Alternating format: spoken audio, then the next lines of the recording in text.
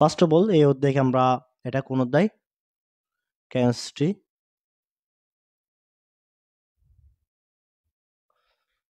11th chapter organic chemistry.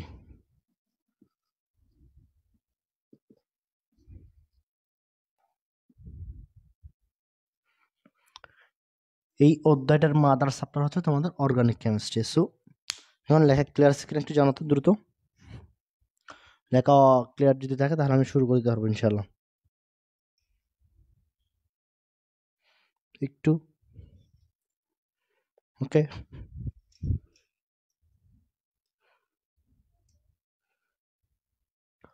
Okay good. আচ্ছা তাহলে আমরা শুরু করে দিই। আমরা এগুলো মুসিবিলে জাস্ট এমনি লিখা চেক করার জন্য আমরা জিনিসগুলো লিখছিলাম। আচ্ছা আমরা এতদিন ক্লাস করার পর আমরা আজকে আমাদের কেমিস্ট্রির সর্বশেষ চ্যাপ্টারটাকে এন্ড করতেছি। আমরা অনেকগুলো চ্যাপ্টার দেখছি এইখান কেমিস্ট্রি থেকে। আমরা কি কি দেখছি? আমরা প্রথমত দেখছি প্রথম অধ্যায়, দ্বিতীয় অধ্যায়, তৃতীয় অধ্যায়, চতুর্থ অধ্যায়, পঞ্চম, ষষ্ঠ, সপ্তম, অষ্টম। আমরা কয়টা অধ্যায় দেখছি? 8টা অধ্যায় শেষ করছি। এখন আমাদের বাকি একটা অধ্যায় শেষ করতে হবে, সেটা হচ্ছে অধ্যায় 11। অধ্যায় 9 এত কঠিন না, তারপরে যদি তোমাদের দরকার হয় একদিন 1টা ঘন্টা নিয়ে এটা শেষ করে দিব, সমস্যা নাই। ওটা অত বড় অধ্যায় না, কিন্তু তোমার ইম্পর্টেন্ট যে অধ্যায়গুলো আছে সেগুলো আছে তোমার চতুর্থ অধ্যায়। কথাগুলো মন দিয়ে শুনবা, শুরুর কথা হলো সমস্যা নেই। চতুর্থ অধ্যায়, পঞ্চম অধ্যায়, ষষ্ঠ অধ্যায়, সপ্তম অধ্যায়, অষ্টম অধ্যায় এবং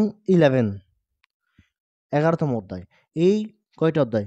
চতুর্থ, পঞ্চম, ষষ্ঠ, সপ্তম, অষ্টম, 11। এই 6টা অধ্যায় যদি তুমি ভালো করে পরীক্ষার হলে আয়ত্ত করে যেতে পারো, পড়ে যেতে পারো, তাহলে তুমি ম্যাক্সিমাম 7টা প্রশ্ন তোমার কমন চলে আসবে। 7টা প্রশ্ন বললাম কেন? কারণ তোমার কি আছে? তৃতীয় অধ্যায়, দ্বিতীয় অধ্যায়, প্রথম অধ্যায়, নবম অধ্যায়, দশম অধ্যায়, এই অধ্যায়গুলো মিলেও তোমার কি একটু হতে পারে, একটা দুটো প্রশ্ন হতে পারে। তবে ম্যাক্সিমাম বোর্ডে তুমি আমি যে অধ্যায়গুলো সাজেস্ট করলাম 4, 5, 6, 7, 8, 11, এই চ্যাপ্টারগুলো তুমি যদি ভালোভাবে কভার করে যেতে পারো, তোমার হচ্ছে 6টা সিকিউ মাস্ট কমন আসবে। এখান থেকে তুমি একটা অথবা 2টা সিকিউ ধরে রাখতে পারো, একটা আর 2টা। এই অধ্যায় থেকে একটা আর 2টা তুমি সিকিউ ধরে রাখতে পারো। এখান থেকে তোমার তো একটা সিকিউ আসবেই, একটা সিকিউ আসবে 1, 1, 4, আমি হাফ 1 অথবা হাফ ধরলাম, তাহলে ইন এভারেজ তোমার হচ্ছে 6টা প্রশ্ন। তোমার তাহলে দেখো 2টা 4টা 4 3 5 6টা প্রশ্ন তোমার, বা 7টা প্রশ্ন তোমার ইজিলি কমন আসতেছে। এর বাইরেও আমরা তো পড়াই না এরকম না, আমরা তৃতীয় অধ্যায় পড়াইছি। তৃতীয় অধ্যায় থেকে প্রশ্ন আসলে ইনশাল্লাহ আমার বিশ্বাস তোমরা আনসার করতে পারবা।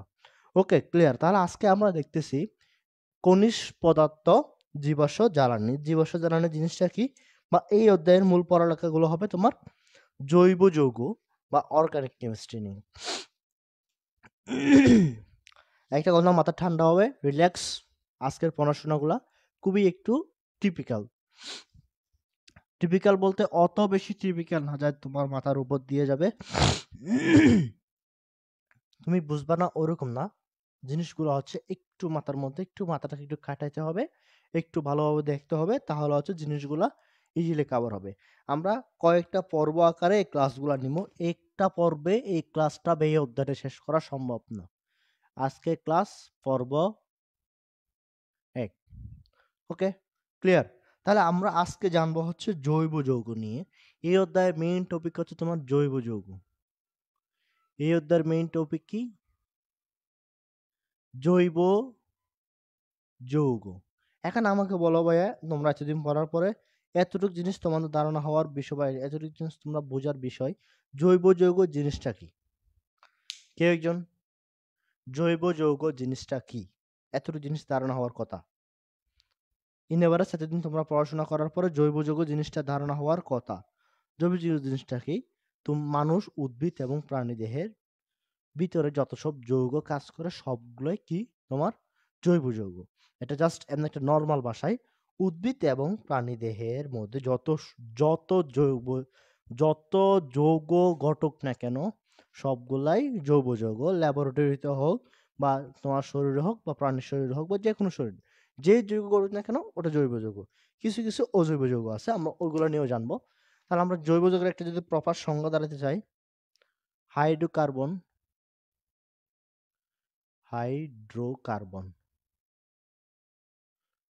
ও তাদের জাতক।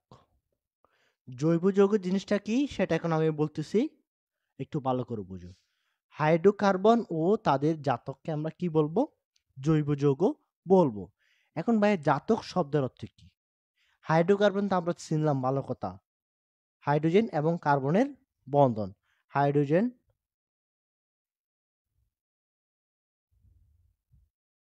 ও কার্বন, কি কি থাকবে? এইচ থাকবে, সি থাকবে।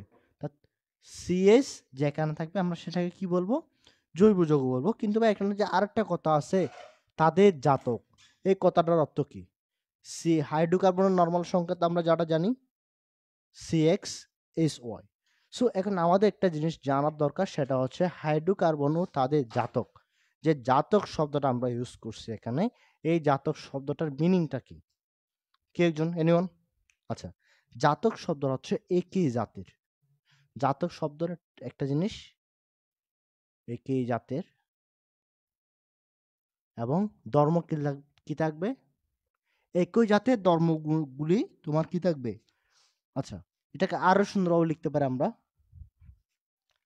উৎপন্ন প্লাস ধর্মের মিল। উৎপন্ন প্লাস ধর্মের মিল, অর্থাৎ তুমি একটা জিনিস হিসাব করো, আমরা এখান থেকে একটা সামারি নিয়ে আসি, একটা সহজ কনক্লুশন এখান থেকে দেওয়ার চেষ্টা করি। সেটা হচ্ছে হাইড্রোকার্বন এবং তাদের জাতককে আমরা কি বলবো? জৈব যৌগ বলবো। যেটাকে তোমাদের বড় ভাইয়ারা যারা ইন্টারমিডিয়েট আছে তারা কি বলে? Organic chemistry. তাহলে এখান থেকে জিনিসটা হচ্ছে হাইড্রোকার্বন, প্রথম হাইড্রোকার্বন চিনলাম CXHY, আমরা জিনিসটা চিনলাম। এরপর আসো, এখানে হাইড্রোজেন কার্বনের মধ্যে কি কি ঘটে? হাইড্রোজেন এবং কার্বনের বন্ধন ঘটে বা তাদের মধ্যে খেলাধুলা হয়, এটা আমরা বুঝতে পারলাম। ওকে, দেন আমরা দেখলাম হচ্ছে কি তাদের জাতক শব্দ, একটা নতুন শব্দ নিয়ে আসছে, তাদের জাতক। তাদের জাতক দিয়ে আমরা কি বলছি? হাইড্রোকার্বনও উৎপন্ন হতে পারে, অথবা সেম ধর্মের, তাদের ধর্মের সাথে মিললে বা তাদের ধর্মের সাথে যে জিনিসগুলো মিলবে সেগুলোকে আমরা কি বলবো? জৈব যৌগ বলবো। যেমন কিছু উদাহরণ দেখো তুমি এখানে, CH4 এটা একটা সরাসরি জৈব যৌগ, আমরা সবাই জানি। C2H6 এটাও জৈব যৌগ। তারপর আছে তোমার C6H6 এটাও জৈব যৌগ। এগুলো ডিরেক্টলি হাইড্রোকার্বন। এখানে কি কি আছে? কার্বন এবং hydrogen, carbon hydrogen, carbon hydrogen directly আছে হাইড্রোকার্বন। এখন তাদের ধর্মের গুলা কিভাবে আমরা একটু ব্যাখ্যা করতে পারবো সেগুলো একটু দেখো। CH4Cl2, আচ্ছা এটা 2 দিই সমতাকরণের জন্য, CH2Cl2। অথবা আরেকটা যদি দেখি আমরা CCl4। এখন এগুলা সরাসরি কি? এগুলা সরাসরি হাইড্রোকার্বন, জৈব যৌগ নয়। এরা তাদের কি আছে? ধর্মের মিল আছে। কিসের মিল আছে? ধর্মের মিল আছে। এখন একটা জিনিস আমরা এখান থেকে বুঝতে পারি, সেটা হচ্ছে কি দেখো, CH2Cl এগুলো সরাসরি জৈব যৌগ না হলেও এরা কি আছে? ধর্মের মিল আছে। সো আমরা এখান থেকে একটা আমাদের কনক্লুশন আসতে পারি, হাইড্রোকার্বন ও তাদের জাতককে আমরা কি বলবো? আমরা কি বলবো? হাইড্রোকার্বন এবং তাদের জাতককে আমরা কি বলবো? জৈব যৌগ বলবো। এখন আমাকে একটা জিনিস বলো, হাইড্রোকার্বন বেশি নাকি জৈব যৌগ বেশি? কোনটা বেশি? হাইড্রোকার্বন বেশি নাকি জৈব যৌগ বেশি? বলো বলো, হাইড্রোকার্বন বেশি নাকি জৈব যৌগ বেশি? একটা জিনিস আমরা যদি দেখি, এটা একটা সম্পূর্ণ বৃত্ত মনে করো, এই সম্পূর্ণ বৃত্তটা হচ্ছে তোমার জৈব যৌগ। জৈব যৌগ, এই বৃত্তের মধ্যে একটা ছোট বৃত্ত, এটা হচ্ছে তোমার হাইড্রোকার্বন। ক্লিয়ার? তাহলে সম্পূর্ণ একটা পৃথিবী বিদ্যুৎ, আমরা যদি আমরা যদি এই বৃত্তটাকে পৃথিবী কল্পনা করি, তাহলে সম্পূর্ণ পৃথিবী হচ্ছে তোমার জৈব যৌগ। জাস্ট যদি আমাদের এই যে আমরা যে রুমের মধ্যে বসে আছি, বা আমাদের বাংলাদেশটা হিসাব করতে পারো, বা বাংলাদেশের মধ্যে যে আমরা বসে আছি, এই বাংলাদেশটা হচ্ছে তোমার হাইড্রোকার্বন। ক্লিয়ার? তাহলে আমরা এখান থেকে সামারি আসতে পারি কি? জৈব যৌগ বেশি কার থেকে? হাইড্রোকার্বন।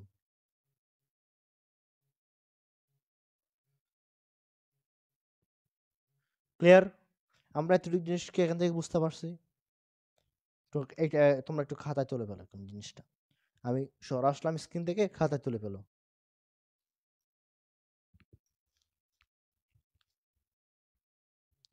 এরপর আমরা এই জিনিসটা যখন, এই সুন্দর জিনিসটা যখন আমরা বুঝতে পারবো, তখন আমরা এরপরে জানবো হচ্ছে তোমার কি? আচ্ছা, অত তো সময়ের জন্য সময় সংক্ষিপ্ত হয়ে যাবে। একটা কাজ করো, স্ক্রিনশট নিয়ে নাও, এটা ক্লাস শেষে লিখে নেবা। স্ক্রিনশট নিয়ে নাও, ক্লাস শেষে লিখে নেবা। আমরা হচ্ছে এরপরে দেখবো তোমার কি জৈব যৌগ কখন হবে, অজৈব যৌগ কখন হবে, আমরা কিভাবে বুঝবো, আমরা সেই তাদের ধর্মাবলীগুলো আমরা এখন আস্তে আস্তে একে একে জানবো। সো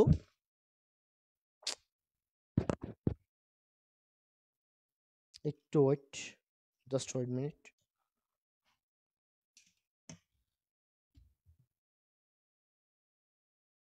ওকে, ডান। ওকে, ক্লিয়ার। এখন দেখা যায়, বোর্ড দেখা যায়, ক্লিয়ার। ওকে, আচ্ছা তাহলে আমরা এই জিনিসটা বুঝলাম। ওকে, এখন তাহলে আমরা যাবো কোথায়? কখন আমরা জৈব যৌগ বলবো, কখন কোন যৌগগুলোকে আমরা জৈব যৌগ বলবো, এবং কোন যৌগগুলোকে আমরা অজৈব যৌগ বলবো, এবং কি কারণে জৈব যৌগ হবে, কি কারণে অজৈব যৌগ হবে, আমরা সেগুলো এখন একে একে বোঝার ট্রাই করব। সো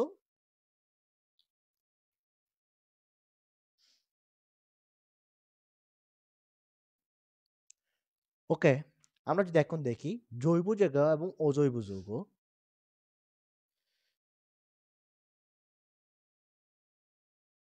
জৈব যৌগ, অজৈব যৌগ। ভাইয়া অনেকে হচ্ছে শুরুতে ইতিহাসগুলা পড়ায়, যে ইতিহাসগুলা এখন কখন থেকে কি আবিষ্কার হয়েছে, কি আবিষ্কার হয় নাই, এই জিনিসগুলো আছে, এগুলো খুবই ইম্পর্টেন্ট। ওইগুলো সবাই তোমরা ইজিলি জানতে পারবা, কিন্তু এইগুলো তোমরা ইজিলি জানতে পারবা না। এখন এই জিনিসগুলো হচ্ছে আমাদের খুবই জানার জিনিস, কার্যকরী জিনিস, সেগুলো আমরা আগে জানবো। যেগুলো পরবর্তীতে জানলে হবে সেগুলো আমরা পরে জানবো। সো জৈব যৌগ কি, অজৈব যৌগ কি, আমরা জিনিসগুলো তাদের মধ্যে যে পার্থক্য আছে আমরা একে একে লিখবো। এক নম্বর পার্থক্য, জৈব যৌগের মধ্যে অবশ্যই কার্বন থাকবে। জৈব যৌগে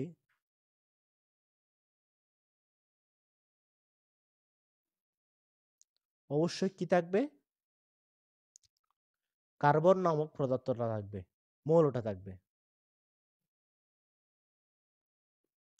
জৈব যৌগের প্রথম প্রথম প্রথম শর্ত কি? প্রথম শর্ত কি? একে একে আসো।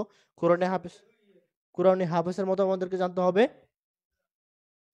কোরআনে হাফেজের মতো আমাদের জানতে হবে, সেটা হচ্ছে কি জৈব যৌগের প্রথম প্রথম কি? জৈব যৌগে অবশ্যই কি থাকতে হবে? কার্বন থাকতে হবে। এরা সমযোজী বন্ধনে আবদ্ধ হবে। তো এটাকে আমি এভাবে লিখি, জৈব যৌগ সমূহ, জৈব যৌগ সমূহ সমযোজী বন্ধনে আবদ্ধ থাকবে। তাহলে আমরা দুইটা উদাহরণ দেখলাম, সরি দুইটা কারণ, দুইটা শর্ত দেখলাম কখন তারা জৈব যৌগ হবে, কখন তারা অজৈব যৌগ হবে। জৈব যৌগের প্রথম শর্তে দেওয়া আছে কি জৈব যৌগ অবশ্যই কি হবে? কার্বন থাকবে। দ্বিতীয় শর্ত দেওয়া আছে জৈব যৌগ সমূহ আয়নিক সমযোজী বন্ধনে আবদ্ধ থাকবে। এখন আমরা অজৈব যৌগ দেখি, দুই একটি ব্যতিক্রম ছাড়া। এক নম্বর, দু একটি ব্যতিক্রম, দুই একটি ব্যতিক্রম ছাড়া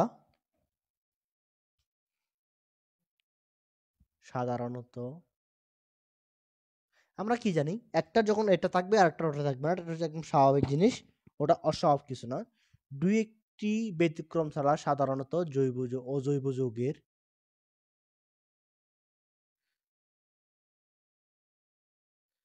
অজৈব যৌগের কি থাকবে না? কার্বন থাকবে না। 2 নাম্বার, অজৈব যৌগসমূহ অজৈব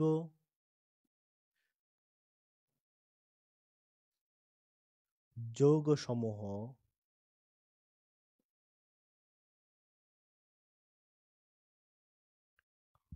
আয়নিক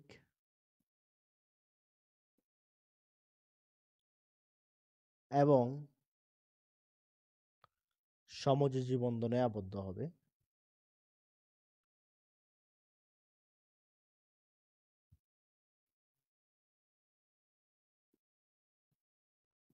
তাহলে আমার কথা ক্লিয়ার, তোমাদের কথা ক্লিয়ার হওয়ার কথা।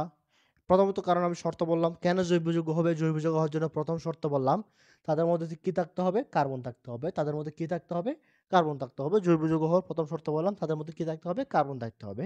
দ্বিতীয়ত শর্ত বললাম জৈব যৌগ সমূহ সমযোজী বন্ধনে আবদ্ধ হবে। জৈব যৌগ সমূহ কোন বন্ধনে আবদ্ধ হবে, সমযোজী বন্ধনে আবদ্ধ হবে। জৈব যৌগ সমূহ কোন বন্ধনে আবদ্ধ হবে, সমযোজী বন্ধনে আবদ্ধ হবে। ক্লিয়ার। এরপর আমরা দেখলাম হচ্ছে কি অজৈব যৌগ। অজৈব যৌগ কি, দুই একটি ব্যতিক্রম ছাড়া, কথাটা ভালোভাবে নোটেট করবা, দুই একটি ব্যতিক্রম ছাড়া সাধারণত সকল অজৈব যৌগ তোমার কি থাকবে না, কার্বন থাকবে না। দ্বিতীয়ত অবস্থা হচ্ছে অজৈব যৌগগুলো তোমার কি, জৈব যৌগ যেখানে শুধুমাত্র সমযোজী বন্ধনে আবদ্ধ হচ্ছে, জৈব যৌগ যেখানে শুধুমাত্র সমযোজী বন্ধনে আবদ্ধ হচ্ছে সেখানে অজৈব যৌগ আয়নিক বন্ধনে আবদ্ধ হবে, সমযোজী বন্ধনও আবদ্ধ হবে। ওকে, ক্লিয়ার, এই দুটো শর্ত ক্লিয়ার। 3 নম্বর, যেহেতু জৈব যৌগ ম্যাক্সিমাম জৈব জিনিসগুলা কি তেল জাতীয় না, চর্বি জাতীয় না। ফিউল তোমার তোমার কি বলো, পেট্রোল বলো, অকটেন বলো, ডিজেল বলো, কেরোসিন বলো বা এমনি তেল বলো, সবগুলা তোমার কি রকম ফিউল জাতীয় না, চর্বি জাতীয় না। এরা কি পানিতে তোমার তেল তেল আর পানি কি এক হয়, হয় না। তেল পানিতে কি ডুবে ডুবে না।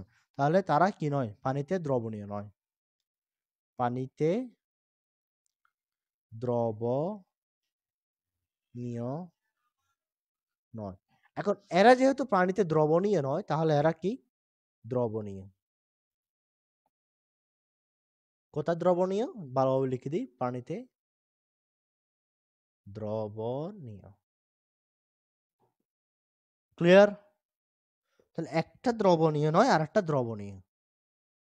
4 নাম্বার, ফিউল তেল জাতীয়, এটা কি তেল জাতীয় নয়। ক্লিয়ার। 4টা কারণ বুঝতে পারছো, একটু ভালোভাবে দেখো এই জিনিসগুলো, একটু ভালোভাবে দেখো। তাহলে আমরা এর পরবর্তীতে আমরা আস্তে আস্তে জানতে পারবো কেন জৈব যৌগ হবে, কেন জৈব যৌগ হবে না। ওকে, ওই সাইডে কি বোর্ড দেখা যায় না? ওকে, ক্লিয়ার, দেখা যায়। ওকে, তাহলে আমরা এই জিনিসগুলো জানলাম। এখন হচ্ছে আমরা এরপরে যাব। এখন আমরা জানবো জৈব যৌগ কে আবিষ্কার করছিল, কোন ব্যক্তি আমাদেরকে এই পেইনটা দিছিল, কোন মহাশয় আমাদেরকে এই পেইনগুলো দিছিল, আমরা তাকে উদ্ধার করব। ওকে, তার আগে আমরা এই জিনিসগুলো বুঝতে পারছি কিনা একটু বলি সবাই। আমরা কি কি দেখছি, আমরা জৈব যৌগ হওয়ার শর্তগুলো দেখছি, অজৈব যৌগ হওয়ার শর্ত বলছি, কেন জৈব যৌগ হবে কেন অজৈব যৌগ হবে আমরা সেটা দেখছি।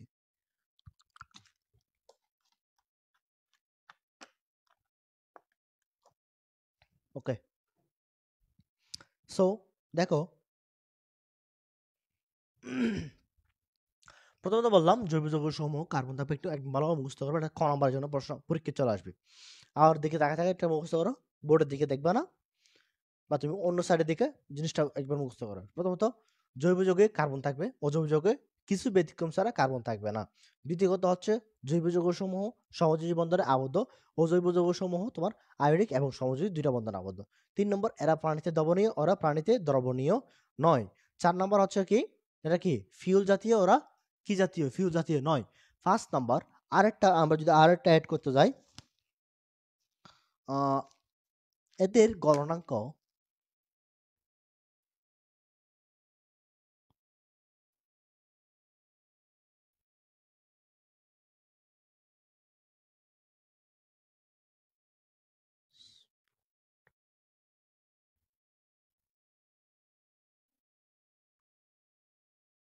এদের গলনাঙ্ক এবং স্ফুটনাঙ্ক কম। এখন যদি একটার কম হয় আরেকটার কি হবে, অটোমেটিকলি বেশি হবে। ওকে, ক্লিয়ার? এখান থেকে এখানে বুঝতে হবে। ওকে, আমরা তাহলে এটা একদম ভালোভাবে বুঝতে পারলাম। আমরা এরপর যাব, এরপরের পর্যায়ে আমরা কি আছে সেটাকে দেখার চেষ্টা করব।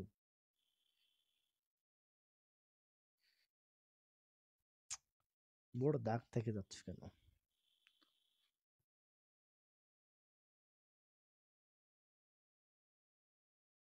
আমরা কি আমরা কি এই জিনিসগুলো এত পর্যন্ত পড়ছি যে এই জিনিসগুলো বুঝতে পারছি? প্রথমত জৈব যৌগ শর্ত ইয়া কি আমাদেরকে বলো তো। জৈব যৌগ হচ্ছে তোমার কি কার্বোহাইড্রেট বা জৈব যৌগ শর্তগুলো আমরা কি জানছিলাম একটু বলো। হাইড্রোকার্বন এবং তাদের জাতককে আমরা কি জানছিলাম? জৈব যৌগ। এখন আমরা জানবো ইতিহাস।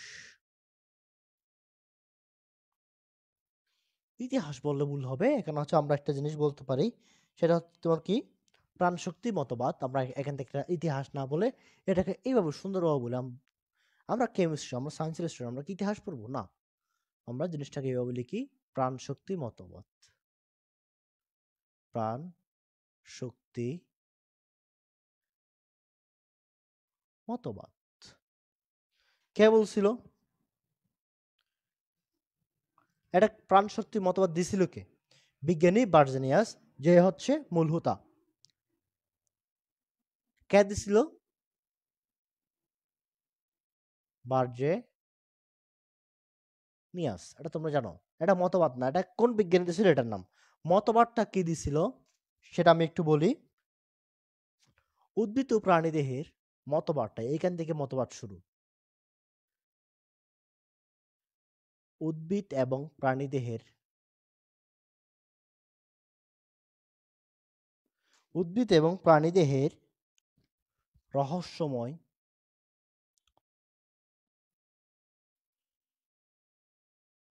রহস্যময় শক্তির প্রভাবে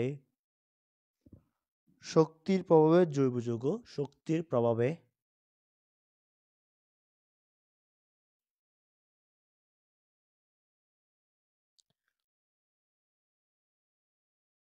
উৎপন্ন হয়। এই রহস্যময়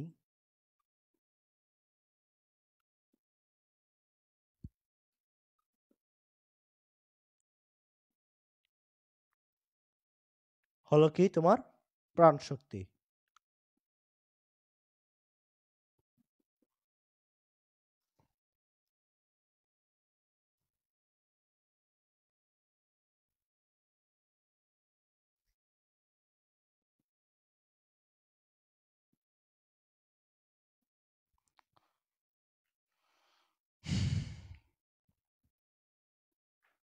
আচ্ছা, আমরা এখান থেকে কি একটা জিনিস দেখতেছি, একটা কি বাজে জিনিস দেখতেছি বা একটা কি ভালো জিনিস আমাদের জন্য অপেক্ষা করতেছে। আমরা এখন এখানে এটা দেখব কি আছে। উদ্ভিদ এবং প্রাণীদেহের উদ্ভিদ এবং প্রাণীদেহে রহস্যময় শক্তি। কি শক্তি? রহস্যময় শক্তি। কিরকম শক্তি? রহস্যময় একটা শক্তি। রহস্যময় শক্তির প্রভাবে জৈব যৌগ উৎপন্ন হয়। এই রহস্যময় শক্তি হলো প্রাণ শক্তি। এটাকে তিনি বলেন প্রাণ শক্তি মতবাদ। এর আরো কথা হচ্ছে, আমরা যে আমাদের যে ভিতরে যে কাহিনীগুলো হয়, ভিতরে যে জৈব যৌগগুলো হয় উদ্ভিদ এবং প্রাণী দেহে, আমি শুরুতে যেটা জিনিস বললাম সেগুলো হচ্ছে তোমার জৈব যৌগ। এটা কার মতবাদ? বিজ্ঞানী বার্জেনিয়াসের মতবাদ। কিন্তু কথা হচ্ছে তিনি আরেকটা জিনিস বলছিলেন সাথে, এগুলোকে কোথায় উৎপন্ন করা যাবে না? ল্যাবরেটরিতে উৎপন্ন করা যাবে না। এগুলোকে কোথায় উৎপন্ন করা যাবে না? ল্যাবরেটরিকে উৎপন্ন করা যাবে না। কিন্তু এই কথাকে ভুল প্রমাণ করেন কে? ল্যাবরেটরিতে কি করা যাবে না? উৎপন্ন করা যাবে না বলছিলেন। ভালো কথা, বিজ্ঞানী বার্জেনিয়াস। একটা কথা বলার পরে ঠিক আছে। এখন আরেকদিন বিজ্ঞানী ফ্রেডরিক ভোলার কি করছে? ফ্রেডরিক ভোলার সে ল্যাবে কাজ করতেছিল। কোন বিজ্ঞানী? ফ্রেডরিক ভোলার। সে ল্যাবে কাজ করতেছিল। সে ল্যাবে কাজ করতেছিল অন্য পারপাসে। সে এই জিনিসের জন্য জৈব যৌগ উৎপন্ন করার জন্য কাজ করতেছিল না। সে কাজ করতেছিল অন্য একটা জিনিস তৈরি করার জন্য। সে কাজ করতে করতে দেখে একটা জিনিস থেকে তোমার কি হয়ে গেছে? অ্যামোনিয়াম সায়ানাইড থেকে ইউরিয়া উৎপন্ন হয়ে গেছে। বাহ! এ কি হলো? এটা এটা কেমনে সম্ভব? এটা সম্ভব তখন থেকে একটা জিনিস আবিষ্কার হয়ে গেল বা একটা জিনিস প্রচলন হয়ে গেল। জৈব যৌগ শুধুমাত্র মানুষের জীবদেহে ঘটবে এমন কোনো কথা নেই। এগুলাকে ল্যাবরেটরিতেও উৎপন্ন করা যায়। এইখান থেকে আসে আধুনিক বা তোমার জৈব যৌগের জনকটা এখান থেকে চলে আসে। Father of organic chemistry, father of organic chemistry হচ্ছে কে? Father of organic chemistry Friedrich Wohler. জিনিসটা হচ্ছে এরকম।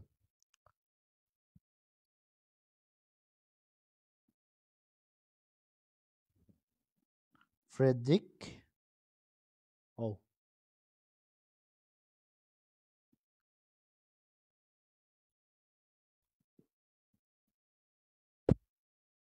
ফাদার অফ কে? ফ্রেডরিক ভোলার, ফাদার অফ তোমার কি অর্গানিক কেমিস্ট্রি। তাহলে অর্গানিক কেমিস্ট্রি সে কিন্তু তার ইচ্ছাকৃতভাবে কোনো জিনিস সে সৃষ্টি করতে চায় নাই, বুঝতে হবে। তাহলে এখান থেকে আমি যদি শুরু থেকে একবার বলি, বিজ্ঞানী বার্জেনিয়াস সে কি করতেছিল, সে বলতেছে জৈব যৌগ এমন একটা জিনিস যেটা উদ্ভিদ এবং প্রাণীদেহের রহস্যময় একটা শক্তি। এটাকে তিনি নাম দেন প্রাণ শক্তি। এটাকে আমরা প্রাণ শক্তি মতবাদ হিসেবে জানি বা ভাইটাল ফোর্স হিসেবে আমরা জানি। কিন্তু কথা হচ্ছে এবং তিনি সাথে আরো কথা বলছে, কি বলছে? জৈব যৌগ ল্যাবরেটরিতে কি করা যাবে না, উৎপন্ন করা যাবে না। এই কথাকে ভুল প্রমাণ করছে। কিভাবে ভুল প্রমাণ করছে? সে কিন্তু এটা ইন্টেনশনালি করে নাই। সে এটা জৈব যৌগ উৎপন্ন হবে সে সেটা জানতো না। সে তার ইচ্ছা মতো বা তার নির্ধারিত শিডিউল অনুযায়ী সে ল্যাবে কাজ করতেছিল। ল্যাবে কাজ করা অবস্থায় সে অ্যামোনিয়াম সায়ানাইড থেকে কি উৎপন্ন করে? ইউরিয়া উৎপন্ন করে। এখন ইউরিয়া জিনিসটা কি? অ্যামোনিয়াম সায়ানাইড তো অজৈব যৌগ, ভালো কথা। ইউরিয়া জিনিসটা কি? ইউরিয়া হচ্ছে তোমার কি জৈব যৌগ। সো ওই দিন থেকে, ওই মুহূর্ত থেকে, ওই মাহেন্দ্রক্ষণ থেকে জিনিসটা প্রমাণ হলো জৈব যৌগ শুধুমাত্র উদ্ভিদ এবং প্রাণী দেহে নয়, ল্যাবরেটরিতেও উৎপন্ন করা সম্ভব। ক্লিয়ার? ক্লিয়ার কাট কথা। তাহলে ওইখান থেকে কে আবিষ্কার করছিল? ফ্রেডরিক ভোলার। কে?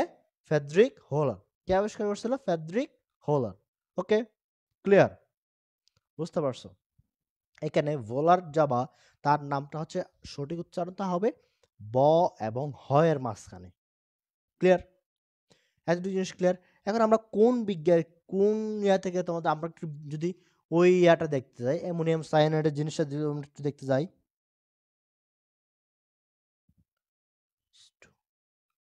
সিএনও, তো এটা হচ্ছে অজৈব যৌগ। অজৈব যৌগ। এখন সে এটাকে কি দিছে? হিট করছে। সে এটাকে কি দিছে?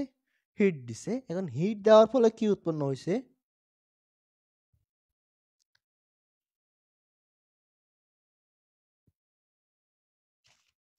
ও সরি,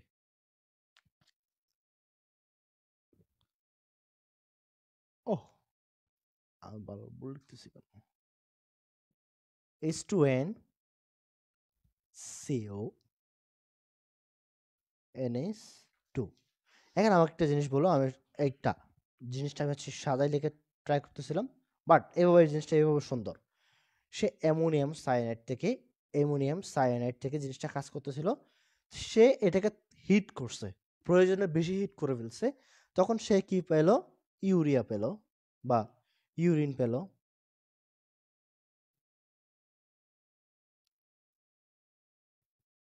ইউরিন জিনিসটা পেল। এখন সাথে আরো কি পেল? পানি উৎপন্ন করলো। তাহলে এটা হচ্ছে তোমার ইউরিনটা কি? এখানে দেখো হাইড্রোজেন আছে, কার্বন আছে, হাইড্রোকার্বন দুইটা জিনিসটা উপস্থিত আছে। তাহলে এটা কি জৈব জৈব যৌগ। এখান থেকে আমরা কয়েকটা জিনিস জানবো। এখান থেকে আমরা আচ্ছা আমাকে একটা বলো তো। ওকে, এটা এখানে এটাকে ক্লিয়ার। আচ্ছা, প্রাচীন রসায়নের জনককে? প্রাচীন রসায়ন জনককে? জাবের ইবনে হায়ান। প্রাচীন রসায়নের জনককে?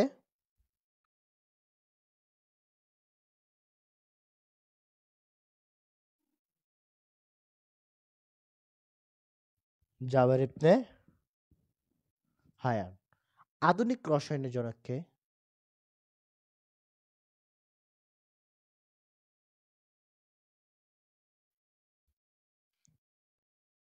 কে? দেখি কে বলতে পারো আধুনিক রসায়নের জনককে? দেখি কে বলতে পারো। প্রাচীন রসায়নের জনক জাবের ইবনে হায়ান। তিনি একজন মুসলিম বিজ্ঞানী। মধ্যযুগীয় স্বর্ণযুগে জিনিসগুলো উৎপন্ন করছে। আচ্ছা, এখন আমাকে বলো তো, আধুনিক রসায়নের জনককে? আধুনিক রসায়নের জনককে? আমি খুশির জন্য, আমাকে খুশি করার জন্য তো বলতে পারো এসব কথা। আধুনিক রসায়নের জনক জায়েদ স্যার, খুশি করার জন্য তো এইসব বলতে পারো। আচ্ছা, তা খুশি করার দরকার নেই, জিনিসটা দেখো। অ্যান্টনি ল্যাবোসিও, ল্যাব্রোসিও।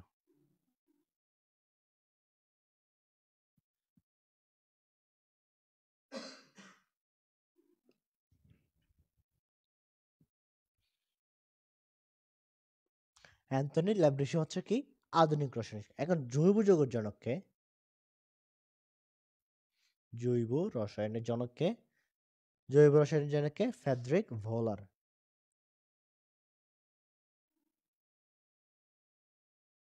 ফ্রেডরিক হোলার।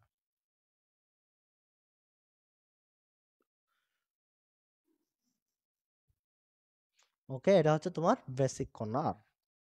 এমসিকিউতে যে কোনো সময় হুটহাট চলে আসবা, বা আসবে তোমার কল্পনার বাইরে। সো সব কিছু তোমার ধারণা মতো হবে এটা ভুল, তোমাকে সব জিনিস বিবেচনা রাখতে হবে। প্রাচীন রসায়নক, প্রাচীন রসায়নের জনক জাবির ইবনে হায়ান, আধুনিক রসায়নের জনক অ্যান্টনি ল্যাভরিসিয়ে, তারপর তোমার জৈব রসায়নের জনক কে? Friedrich bowler. এই তিনটার জনক কে আবার? এই তিনটা একসাথে জনক। ওকে, এটা না বললাম, বুঝিনি এটা। ওকে, এমন কিছু জিনিস আছে তোমার রসায়নে হচ্ছে, বা রসায়নে বলতে পারো, ফিজিক্সে বলতে পারো, বা ইভেন সম্পূর্ণ সায়েন্সে এমন এমন কিছু আবিষ্কার আছে যেগুলা ইন্টেনশনালি কখনো করতে চায় নাই, কিন্তু জিনিসগুলো আবিষ্কার হয়ে গেছে। এখান থেকে একটা কিন্তু আমাদের জন্য লিসন আছে, বা এখান থেকে আমরা একটা জিনিস শিক্ষা নিতে পারি। কি, কেউ একজন গেস করো তো, কি আমরা এখান থেকে কি জানতে পারি, বা এখান থেকে আমাদের জীবনে নেওয়ার মতো এমন কি কথা আছে? যে রসায়নের কোন একটা জিনিস, রসায়নের ম্যাক্সিমাম জিনিস তোমার কি হয় না, ইন্টেনশনালি সৃষ্টি হয় না। এখান থেকে তোমার অনেক সময় কাজ করতে কাজ করতে কাজ করতে জিনিসটা সৃষ্টি হয়ে গেছে, সে আরেকটা কাজ করতেছে, তার মধ্যে জিনিসটা চলে আসছে। এটাকে আমরা, বা এখান থেকে আমাদের লাইফ লেসন, বা আমাদের এখান থেকে কি নেওয়ার আছে একটা বলো তো আমাকে, কে বলতে পারবো? এখান থেকে আমাদের যে জিনিসটা শিক্ষা নেওয়ার আছে সেটা হচ্ছে, আমরা হাই হুতাশ না করে, অল্পতে প্যানিক না হয়ে কাজ করে যাব, ধৈর্যের সাথে কাজ করে যাব, ফলাফল দেওয়ার মালিককে মহান আল্লাহ তাআলা। তুমি যদি কষ্ট করতে থাকো, তুমি যদি পরিশ্রম করতে থাকো, যারা আজকে ক্লাসটা করতেছো বা যারা আজকে ক্লাসটা করতেছে না, তাদের মধ্যে পার্থক্যটা কি? তুমি কষ্ট করতেছো, তুমি পরিশ্রম করতেছো, তার মানে তুমি একটা কিছু নতুন জিনিস শিখতে পারতেছো। এটাই তোমার আবিষ্কার। তুমি তার বিজ্ঞানী হয়ে যাও না, বা তোমার আমাদের মধ্যে এত ক্যালিবার না যে আমরা বিজ্ঞানী হয়ে যাব। এটা বলতেও পারে না কখন কেউ যে যে কোনো একটা ফর্মুলা তুমি আবিষ্কার করতে পারো। সো তুমি লেগে থাকবা, তোমাকে সফলতা বা পরিশ্রম করবা, সফলতা দেওয়ার মালিক কে? আল্লাহ তাআলা। ওকে, আমরা তাহলে আমরা আজকের ক্লাসে এখান থেকে সামারি কি কি শিখলাম? আমরা আজকের ক্লাসে এখান থেকে সামারি শিখলাম তোমার জৈব যৌগ। প্রথমত জৈব যৌগ জিনিসটা কি? জৈব যৌগ হচ্ছে হাইড্রোকার্বন এবং হাইড্রোজেন। তোমাকে হাইড্রোকার্বন এবং তাদের জাতককে আমরা কি বলবো? জৈব যৌগ বলবো। এরপর আমরা শিখছিলাম কি, তোমার জৈব যৌগ কি, অজৈব যৌগ কি, কেন জৈব যৌগ হবে, কেন অজৈব যৌগ হবে, সেই জিনিসগুলো আমরা শিখছিলাম। এখন আমরা দেখ এখন আমরা এখান থেকে জানবো জৈব যৌগের প্রকারভেদ।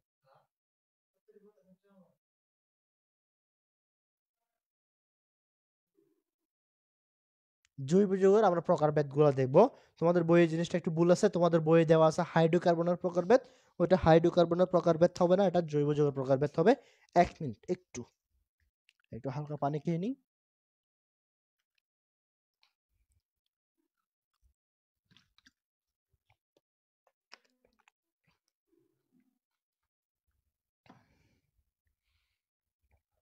ওকে, তাহলে জৈব যৌগের প্রকারভেদ যদি আমরা শুরুতে দেখতে চাই, আমরা দুইটা প্রকার এখান থেকে একদম বেসিক বা আমাদের চোখে পড়বে। একটা হচ্ছে কি অ্যালোপ্যাথিক, আর একটা অ্যারোম্যাথিক। এলিপ্যাথিক,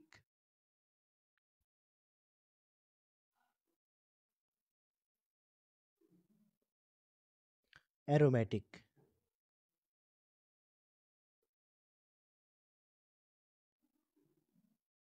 অ্যালোপ্যাথিক শব্দের অর্থ বা এলিপ্যাথিক শব্দটা কোত্থেকে আসছে?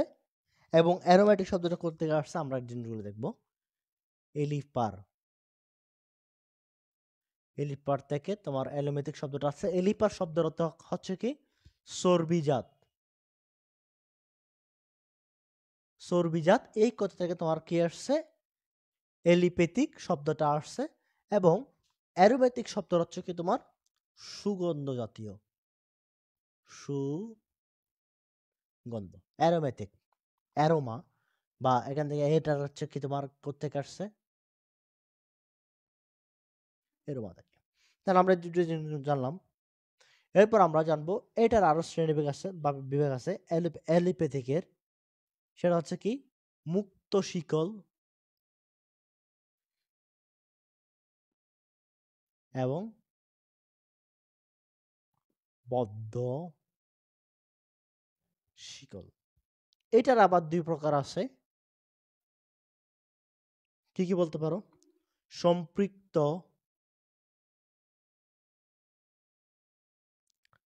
সম্পৃক্ত, অসম্পৃক্ত। এটার আবার দুই প্রকার আছে, সম্পৃক্ত, অসম্পৃক্ত। সো আমরা এখান থেকে খুব সুন্দরভাবে আমরা জৈব যৌগের প্রকারভেদ বা শ্রেণী বিভাগগুলো আমরা খুবই সুন্দরভাবে জানতে পারছিলাম। তোমাদের বইয়ে এই জিনিসটাকে জৈব যৌগ না, এটাকে কি দেওয়া আছে, সারটার নাম কি দেওয়া আছে, হাইড্রোকার্বনের প্রকারভেদ। এটা হাইড্রোকার্বনের প্রকারভেদ হবে না। ওকে, ক্লিয়ার? এটা হবে তোমার জৈব যৌগের প্রকারভেদ। সেটা তোমরা ইন্টারভিউ উঠলে ভালোভাবে বুঝতে পারবা। সো এখানে তোমাদের এসএসসির গণিতের মধ্যে কি কি আছে সেগুলো আমরা একটু দেখার চেষ্টা করি। তাহলে জৈব যৌগের প্রকারভেদের মধ্যে আমরা দেখতেছি কি কি আছে। প্রথমত তোমার এলিপ্যাথিক, এলিপ্যাথিক শব্দটা কোথা থেকে আসছে এলিপার। এলিপার শব্দের অর্থ কি চর্বিজাত, এলিপার শব্দের অর্থ কি চর্বিজাত। সো এখান থেকে আসছে তোমার এলিপ্যাথিক। এবং অ্যারোমেটিক এটা জাস্ট নামকরণ। এলিপ্যাথিক, অ্যারোমেটিক, অ্যারোমেটিক শব্দ কোথা থেকে আসছে অ্যারোমা, অ্যারোমা শব্দের অর্থ কি তোমার সুগন্ধ। এখন সব সুগন্ধ বলছে তাই বলে কি সব জৈব যৌগ তোমার সব জৈব যৌগ অ্যারোমেটিক সবগুলো সুগন্ধ না। এমন এমন কিছু তোমার কি আছে অ্যারোমেটিক যৌগ আছে যেগুলো তুমি তোমার রুমে দিলে তুমি টিকতে পারবা না। কি করতে পারবা না? তুমি টিকতে পারবা না। তুমি বেনজিন দাও, তোমার রুমের পাশে বেনজিন দাও, তুমি টিকতে পারবা না। কিছু কিছু সুগন্ধ আছে, ন্যাপথালিন, কর্পোরেল, কিছু সুগন্ধ আছে, কিন্তু তোমার ব্যতিক্রম আছে। এটা জাস্ট একটা নামকরণ করা, নামকরণ করা। কয়েকটা বিজ্ঞানে দেখলো কি, বিজ্ঞানী সাহেব দেখলো কি তোমার কয়েকটা জৈব সুগন্ধি আছে, সো একটা নামকরণ করে দিলাম। তোমার অনেকের নাম আছে নাম আর কাজের সাথে কোনো মিল নাই, এরকম অনেক নাম আছে না? দূরাকাশের তারা, তারপর আছে মনে করো সাসেস, স্পর্শহীন রহিমা, কারো একটা আইডির নাম। কিন্তু কথা হচ্ছে কোষ নিয়ে দেখতে পারা বা কোষ নিয়ে দেখতে পারা, এই কোষ নিয়ে যখন দেখতেছে তখন দেখতেছে সে ৩ বাদশার মা, স্পর্শহীন রহিমা। তার কাজের সাথে নামের কোনো মিল আছে? নেই। এরপরে যদি ছেলের নাম ধরতে পারো তুমি,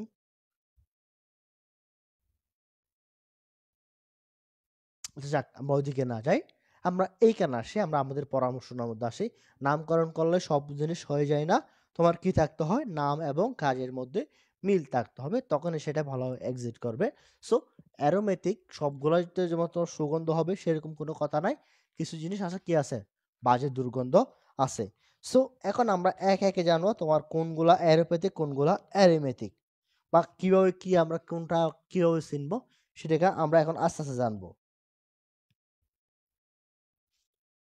আচ্ছা, এখন আমরা যদি অ্যারোমেটিক জিনিসটা জানতে পারি, বেনজিনও তার অ্যারোমেটিক জিনিসটাকে আমরা কেমনে ডিফাইন করব?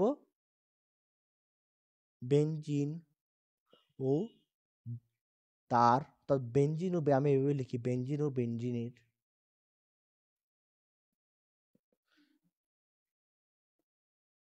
ধর্মের সাথে মিল। বেনজিন এবং বেনজিনের ধর্মের সাথে যে জিনিসগুলো মিলবে সেগুলোকে আমরা কি বলবো? অ্যারোমেটিক বলবো। এটাই, এটাই বাস্তব, এর বাইরে কোনো কথা নাই।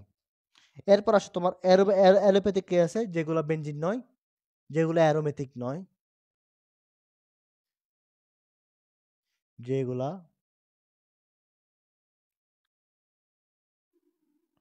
অ্যারোম্যাটিক নয় তাই এলিপ্যাথিক।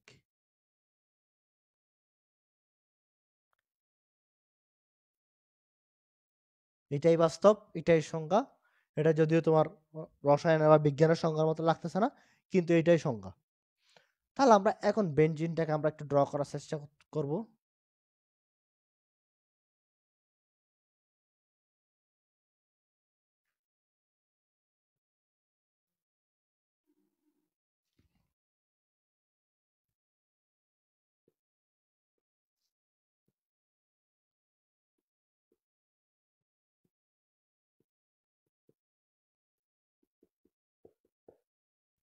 ওকে, তা আমরা একটা বেনজিন ড্র করলাম। এটা হচ্ছে তোমার কি অ্যারোম্যাটিক যৌগ। এখন আমরা একে একে জানবো কোনগুলা এলিপ্যাথিকের মধ্যে তোমার কোনগুলা মুক্ত শিকল, কোনগুলা বদ্ধ শিকল। আমরা একে একে বোঝার দরকার আছে কি নাই? দরকার আছে কি নাই? দরকার আছে। যেমন দেখো তোমার আমরা যদি একদম শুরু থেকে একদম তোমার একদম এই অ্যালোপ্যাথি বা তোমার আগে আমি অ্যারোম্যাটিকটা জিনিসটা বুঝি, যেহেতু আমরা বলছিলাম বেনজিন ও বেনজিনের ধর্মের সাথে মিল, সেগুলোকে আমরা কি বলবো? তোমার অ্যারোমেটিক যৌগ বলবো। তাহলে আমরা এখান থেকে একটা জিনিস দাঁড় করতে পারি কিনা দেখি।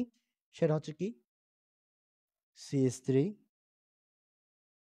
আচ্ছা, এইটাতে তোমার ইয়ার যৌগ বেনজিনের ধর্মের সাথে মিল না, সো এটাতে তোমার ইয়ার, এটাতে তোমার যৌগের সাথে মিল আছে। এখন আমরা মুক্ত শিকল বা বদ্ধ শিকল বা আমরা এলিপ্যাথিক জিনিসের সাথে আমরা যদি কানেক্ট করতে চাই, সেটা হচ্ছে তোমার কি CH3 CH2 CH3। এটা হচ্ছে তোমার কি এলিপ্যাথিক যৌগ। ওকে, কানেক্ট করতে পারছো? এটা তোমার কি এলিপ্যাথিক যৌগ। এখন আমরা মুক্ত শিকল বদ্ধ শিকল জিনিসগুলো জানবো। মুক্ত শিকল বদ্ধ শিকল জিনিসগুলো হচ্ছে কি সেম। এটা হচ্ছে তোমার যারা একটা এক যোজি বা এক দ্বিবন্ধন যোজি তারা হচ্ছে কি মুক্ত শিকল ও বদ্ধ শিকল।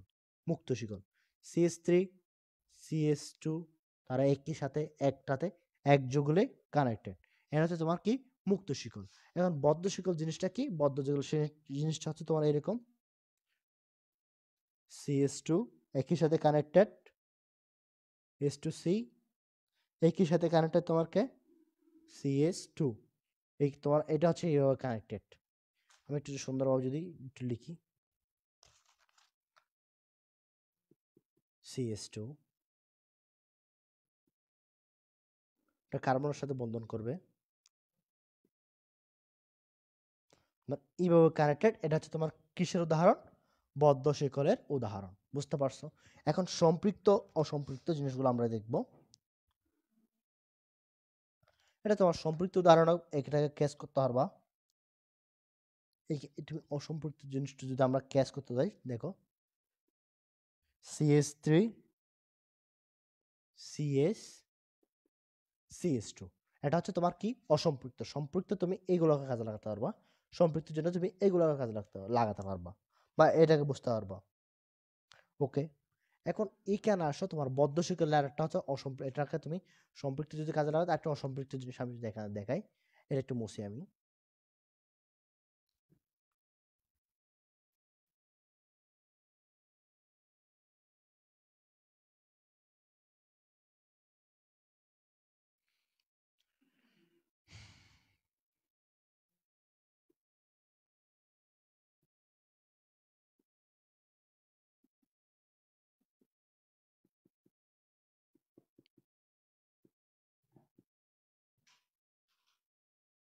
আচ্ছা, এই জিনিসটা এটা বেনজিনের মতো, কিন্তু হচ্ছে কি বেনজিন যে একটার পর একটা দ্বিবন্ধন আছে, এটা দ্বিবন্ধন নাই। এটাকে আমরা কি বলবো?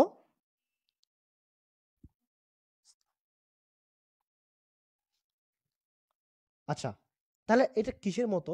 বেনজিনের মতো, কিন্তু কি নাই এখানে বেনজিনের যে দ্বিবন্ধন আছে একটার পর একটা, সেটা এইখানে নাই। তাহলে আমরা এখান থেকে কি বুঝতে পারলাম? এলিপ্যাথিক যৌগ বুঝতে পারলাম, অ্যারোম্যাটিক যৌগ বুঝতে পারলাম, মুক্ত শিকল বদ্ধ শিকল আমরা জিনিসগুলো খুব সুন্দরভাবে কানেক্ট করতে পারছি। মুক্ত শিকল CH3 CH2 CH, তার মধ্যে কোনো কি নাই, ঝামেলা নাই, দুইটা মূলক দিয়ে শুরু হয়েছে, শেষ হয়েছে, এটা মুক্ত শিকল। বদ্ধ শিকল একসাথে কানেক্টেড, একটার সাথে একটা কানেক্টেড। যেমন তোমার বদ্ধ শিকলের উদাহরণ আমরা কি দেখছিলাম? বদ্ধ শিকলের আরেকটা উদাহরণ দেখছিলাম তোমার এরকম না, CH2 এটার সাথে কানেক্টেড, C আবার এটার সাথে কানেক্টেড, CH2 এটা আবার এটার সাথে কানেক্টেড, আমরা এও দেখছিলাম। সো জিনিসগুলো আছে খুবই সহজ, ভালোভাবে দেখতে হবে। আমরা এরপরে তার আমরা জিনিসটা বুঝতে পারছি, আমরা এটা মুছি।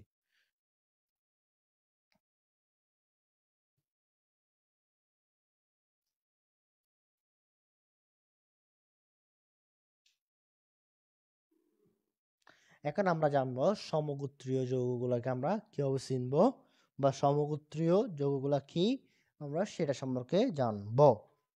সমগোত্রীয় যৌগ, ও ও ও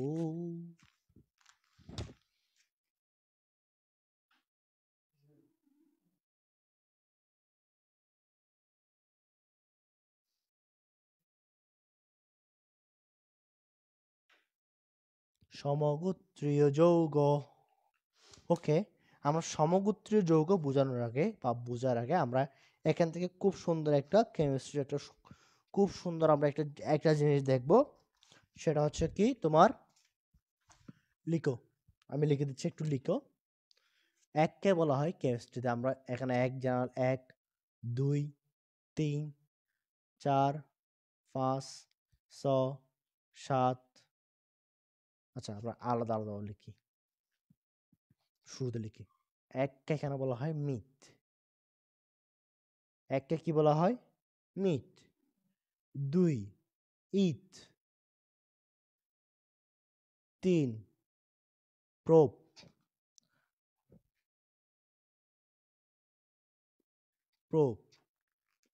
4 বিউট, বাট না, এটার ইংলিশটা কিরকম, এরকম সেম, বিউটি, বিউট, ইংলিশটা কি, বিউট। 5 ফেন্ট, ফেন্টা। 6 হেক্সা। 7 হেফটা। 8 অক্ট। 9 9কে আমরা কি বলি, ননেন বা নন। 10 ডেকা। এগুলো হচ্ছে তোমার কি, কেমিস্ট্রির ভাষায় বা জৈব যৌগের ভাষাগুলো আমাকে বুঝতে হবে। 1 কে কি বলা হয়, মিথ বলা হয়। 2 কে ইথ, 3 কে প্রোপ, 4 কে বিউট, 4 কে ফ্যান্টা, 6 কে হেক্সা, 7 কে হেফটা, 8 কে অক্টা, 9 কে ননেন, 10 কে ডেকা। ওকে, আমরা যখন এই জিনিসগুলো বুঝতে পারবো, তাহলে আমি এইগুলো জিনিসগুলো লিখি। এখন আমরা সমগোত্রীয় জিনিসটা খুব সুন্দরভাবে আন্ডারস্ট্যান্ড করতে পারবো। সো আমরা এতটুকু যদি জিনিস বুঝে থাকি, তাহলে আমরা দেখো, শুরুতে আমরা সমগোত্রীয়, প্রথমত সমগোত্রীয় তারা যে সমগোত্রীয় হবে, তাদের মধ্যে কিছু বৈশিষ্ট্য কাজ করবে। কি কি বৈশিষ্ট্য কাজ করবে আমরা আগে সেগুলো একটু জানবো। তারা যে সমগোত্রীয় হবে, সমগোত্রীয় হওয়ার জন্য তাদের মধ্যে কি কাজ করবে, কিছু, ওরে আল্লাহ, ক্লিয়ার? ওকে, তারা যে সমগোত্রীয় হবে, সমগোত্রীয় হওয়ার জন্য তাদের মধ্যে কিছু কি কাজ করবে, বৈশিষ্ট্য কাজ করবে। যেমন সমগোত্রীয় হওয়ার জন্য বৈশিষ্ট্য বা শর্ত, বা আমি এভাবে লিখি, সমগোত্রীয়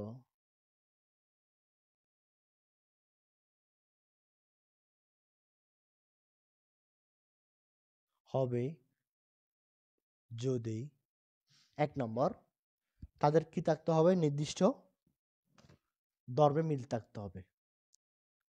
এদের ধর্মে ধর্মে মিল থাকতে হবে। এদের ধর্মে কি থাকতে হবে, মিল থাকতে হবে। 2 নম্বর জিনিস, সাধারণ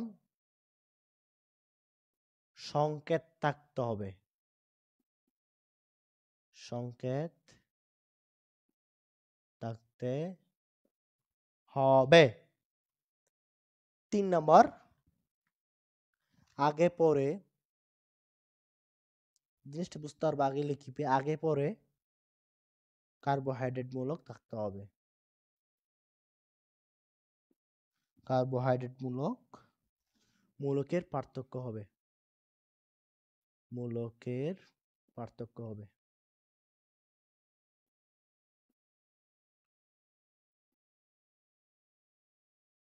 এখন বুঝতে পারবা জিনিসগুলো কি। প্রথম হচ্ছে কি, এদের মধ্যে ধর্মের মিল থাকতে হবে, এদের মধ্যে কি থাকতে হবে, একটা ধর্মের নির্দিষ্ট ধর্মের মিল থাকতে হবে, সাধারণ একটা সংকেত থাকতে হবে, আগে পরে কার্বন মূলকে তোমার কি থাকতে হবে, জিনিসগুলো থাকতে হবে। আচ্ছা, আমরা একটা মিথেন সম্পর্কে জানি, আমরা যদি একটু শুরু করি একটু, এখন 3 নম্বর জিনিস এখন বুঝতে পারবো। মিথেন, মিথেনের সংকেত কি, CH4। আমরা এই দিকে করে লিখি CH4 মিথেন। ওকে, এখন একটা হাত যদি আমরা সরাই নিই CH3, এখন কি হবে আমাকে একটু বলো তো, একটা হাত সরাই নিলে মিথানল, মিথাইল। দুইটা হাত যদি আমি সরাই দিই কার্বনের থেকে, এই তো চলে আসছে মূলক, আগে পরে কারো এই তোমার কি কি মূলক চলে আসছে, মিথাইল মূলক, মিথিলিন, মিথিলিন মূলক চলে আসছে, বা কার্বোহাইড্রেট একটা মূলক চলে আসছে। এটা হচ্ছে তাদের নির্দিষ্ট ধর্ম।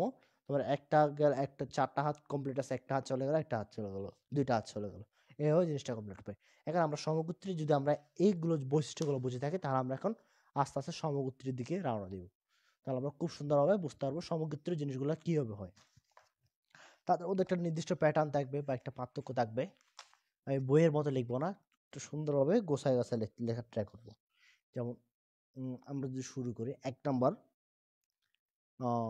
1 নম্বর বৈশিষ্ট্য কি, আমরা কি জানি, আমরা 1 নম্বর বৈশিষ্ট্য কি জানি, অ্যালকেন, অ্যালকেন জানি না, অ্যালকেন আমরা কি জানি, অ্যালকেন আমরা কখন বুঝবো এটা অ্যালকেন হবে, তাদের নির্দিষ্ট একটা কি থাকবে, সাধারণ, তাদের মধ্যে একটা ধর্মের মিল থাকবে, এবং তাদের সাধারণ সংকেত হবে কি, CN H2N প্লাস, ও CN H2N প্লাস 2, এটা তাদের কি সাধারণ সংকেত, CN H2N প্লাস 2। যেমন আমরা যদি শুরু করি, দেখো মিথেন, মিথেন সি, মিথেনের মান সি এর মিথ থেকে সি এর কত মান 1, তাহলে এটা দিতে হবে না। H2 প্লাস N, তাহলে H এর মান 2, 2 একে 2 প্লাস 2, তাহলে H4, CH4।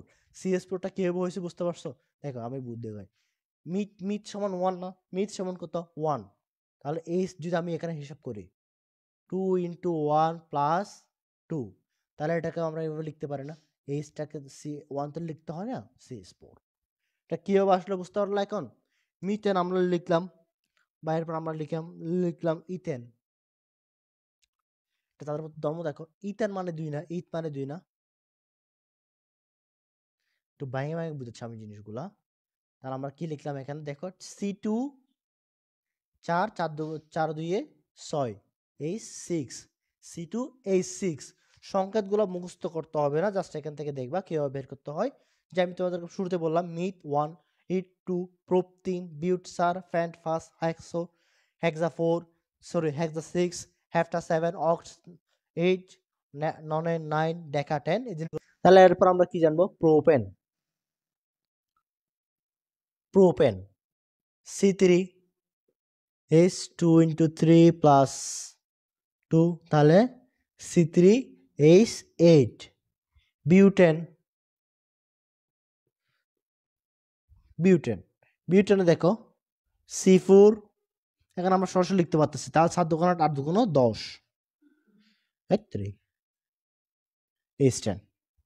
ওকে, আমরা এখন বুঝতে পারতেছি। তাহলে অ্যালকানের জন্য আমরা একটা সাধারণ সংখ্যা দেখলাম, এবং তাদের কিভাবে বের করতে হবে সেটা বুঝতে পারলাম। এখন আমরা একে একে বাকিগুলো দেখবো। এটা কি, CnH2n, এটা হচ্ছে অ্যালকিনের সাধারণ সংকেত। তাহলে এটা মিথেনটা কি হবে, অ্যালকিন, মিথিন, অ্যালকেনটা কি হয়ে যাবে, মিথিন। তাহলে মিথিনের জন্য তুমি বের করে দেখো, তুমি একের জন্য CN CH2, তারপর তোমার ইথিন, ইথিনের জন্য বের করো C2H4 propene, C3H6 butene,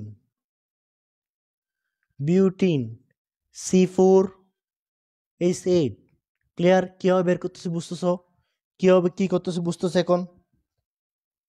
এরপর আসো অ্যালকাইন।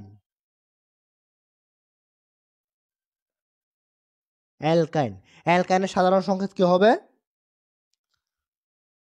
CnH2n-2। অ্যালকাইনের সাধারণ সংকেত কি? CnH2n-2। তাহলে মিথাইন। মিথাইনের জন্য আমরা কি বের করব? CnH2n-2। তাহলে 2 একে 2, তাহলে -2, তাহলে CS, জাস্ট CS। তারপরে ইথাইনের জন্য আমরা কি দেখব? C2H2। ও, এরপর আমরা দেখব প্রোপাইনের জন্য আমরা কিভাবে বের করব?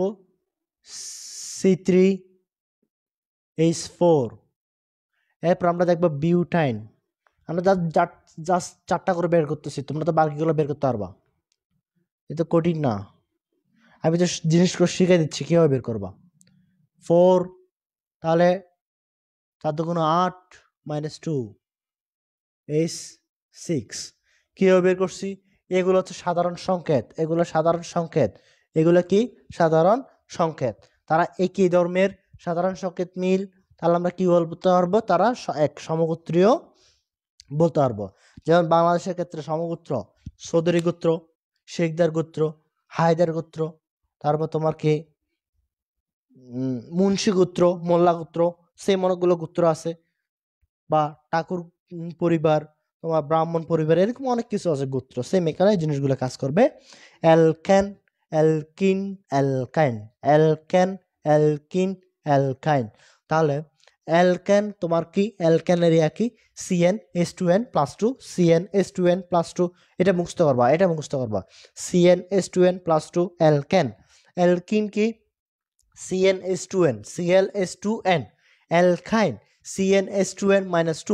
ওকে, এগুলো ক্লিয়ার? এগুলো যদি ক্লিয়ার হয় তাহলে এর পরবর্তী যাব।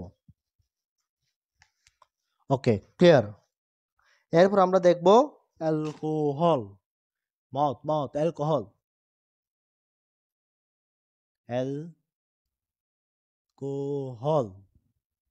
অ্যালকোহল, এটার সংকেত কি? এটার সাধারণ সংকেত কি অ্যালকোহলের? CnH2n+1 OH। অ্যালকোহলের সংকেত কি? CnH2n+1 এবং সাথে কি থাকবে? OH, একটা যৌগমূলক থাকবে। CnH2n, ওরো আমি কি দিয়ে দিছি? CnH2n+1 সাথে কি থাকবে? OH যৌগমূলক থাকবে। তাহলে আমরা একটার জন্য বের করি। মিথের জন্য কি হবে? Alcohol, methanol. কি হবে? মিথানল। অ্যালকোহল, মিথানলের জন্য আমরা বের করি সি এর মানে আমরা জানি H2n+1, তার মানে 2 একে 2, 2 একে 3, H3, সাথে কি থাকবে? OH। ইথানল দেখো, C2H5 OH। বুঝতে পারছো? এভাবে বের করতে হবে বাকিগুলা। ওকে, এরপর আমরা যাবো অ্যালডিহাইড। অ্যালডিহাইড এটা কি? এটা কিভাবে কাজ করবে? CnH2n+1 CHO, যৌগমূলক কি? CHO। এটা জন্য যখন আমরা যদি দেখি ethyl, C2H5 CHO, ethyl. Profile যদি বের করতে যাই,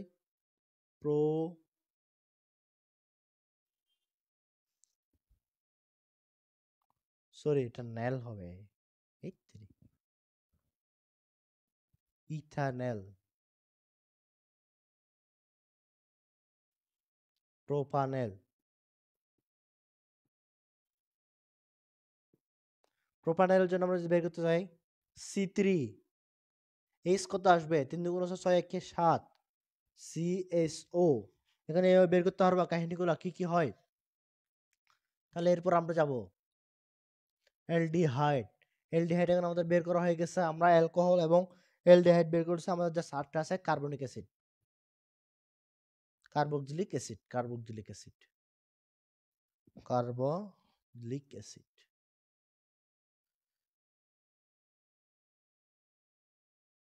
আমরা এটা বের করতে পারলে আমাদের এসএসসির জন্য সমগোত্রীয় জিনিসগুলো বের করা শেষ হয়ে যাবে। এটার সংকেত কি CnH2n+1 COOH। সাধারণ সংকেতগুলো মনে রাখবা, তাহলে সহজ হয়ে যাবে। CnH2n+1 COOH। আমরা এটা যদি বের করতে যাই ethanoic acid, ethanoic acid. Ethanoic acid কি হবে বের করো 2 এর জন্য C2H5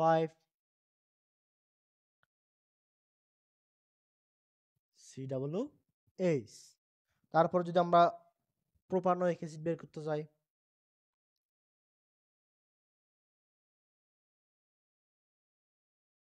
C3H7 COOH। ওকে, ক্লিয়ার। তারা একই সমগোত্রীয়, তাদের মধ্যে একটি সাধারণ সংকেত কাজ করে এবং এই জিনিসগুলো হয়। ওকে, বুঝতে পারছো এতটুকু জিনিস? বুঝতে কি পারছি আমরা? বুঝতে কি পারছি? ওকে, আজকে ক্লাস এখানে শেষ করব আমি, আর আগাবো না। এতটুকু জিনিস আমরা এখানে রাখতেছি। আমরা আগামী ক্লাসে নেক্সট পার্টগুলো সম্পর্কে জানবো। আর খুব সুন্দর সুন্দর পার্ট আছে এখানে, খুবই সহজ, কঠিন কিছু না, জাস্ট একটু বুঝতে হবে। তাহলে আমরা এই সমগোত্রীয় জিনিসগুলো জানার বৈশিষ্ট্য দেখলাম। তাদের ধর্মের মধ্যে মিল থাকতে হবে, তাদের কি থাকতে হবে, ধর্মের মিল থাকতে হবে, তাদের একটা সাধারণ সংকেত থাকতে হবে। এরপর আমরা দেখলাম হচ্ছে কি আমরা যে শর্তগুলো পূরণ করব সেগুলো যে আমরা সংখ্যাটা শিখলাম। মিথ কে ই1 বলা হয়, ইথ কে 2, প্রুফ কে 3, তোমার 4 কে কি বলা হয় দেখে বলা হয় একজন বিউট, বিউটি বিউট। 5 কে তোমার কি বলা হয় ফ্যান্টা, 6 কে হেক্সা, 7 কে হেফটা, 8 কে অক্স, 9 কে ননেন, 10 কে ঢেকা, জিনিসগুলোর নাম। এরপর আমরা দেখলাম অ্যালকেন। অ্যালকেনের জন্য কি তোমার অ্যালকেনের সাধারণ সংখ্যাটা কি CnH2n+2, এটা দিয়ে আমরা বের করতে পারলাম। এরপর আমরা দেখলাম অ্যালকিন CnH2n। এরপর আমরা দেখলাম অ্যালকাইন CnH2n-2। সাধারণ সংখ্যাগুলো মুখস্থ রাখলে তুমি বের করতে পারবা পরীক্ষার হলে, কোটি পেন প্যারা খাবা না তুমি। এরপরে দেখবো আমরা অ্যালকোহল। অ্যালকোহলের জন্য কি CnH2n+1 OH, CnH2n+1 OH, এটা অ্যালকোহল। অ্যালডিহাইডের জন্য আমরা কি দেখলাম অ্যালডিহাইডের জন্য আমরা দেখলাম CnH2n+1 CHO।